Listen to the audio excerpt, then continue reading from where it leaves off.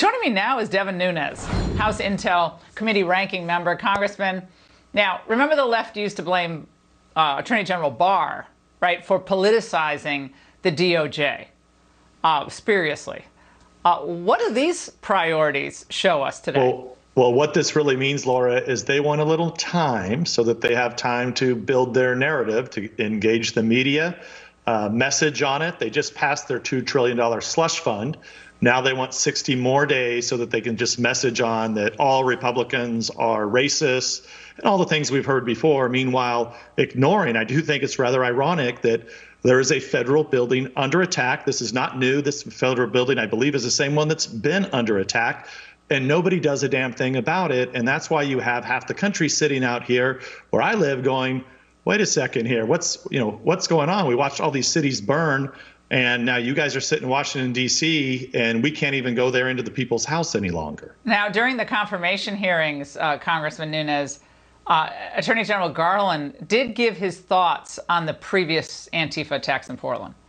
An attack on a courthouse while in operation, trying to prevent judges from actually deciding cases. That plainly is domestic extremism, domestic terrorism. An attack simply on government property at night or any other kind of circumstances is a clear crime. That's where I draw the line. Okay, so I didn't realize there was a time of day element in the federal crime. I mean, this guy's supposed to be the smartest guy ever, right? Is there a nocturnal exception for attacking federal property? What? Well, look, here's my issue with the FBI and the Department of Justice going back for many years is they have failed to put the pieces together between the Democratic Party, the billionaires that then fund nonprofits that ultimately, I believe that nonprofit money is going to Antifa. That is why you never heard Biden or Harris or any of the major Democrats ever criticize Antifa, because they ultimately know the web is all tied together. And that's what's really, I think, concerning, that the Department of Justice has never really actually got to the bottom of. Well, why didn't Barr do it? I don't know. Why the heck didn't Bill Barr? Where was tracing of the money? We kept hearing that there were safe houses for Antifa and the rioters from the summer, Northern Virginia somewhere. But then it just goes away. I don't. So it just seems like. Look, I think, the question is, the FBI is supposed to be also doing this. So, has there ever been an actual investigation where we've been able to follow the money and track the money back? Congressman, I know that.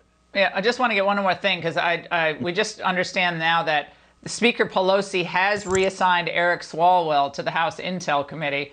Minority Leader Kevin McCarthy says next week he's going to offer a resolution to remove him from that committee. Now, you're a ranking member.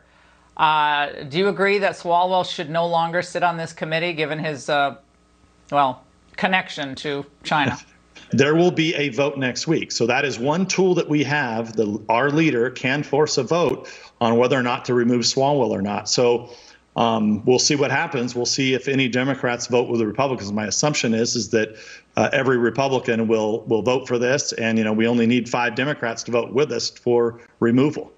It reminds me of when Cuba and wasn't it Iran got put on the UN Human Rights Commission. I mean, it's kind of this. It's a version of that same thing. Congressman, have a great weekend.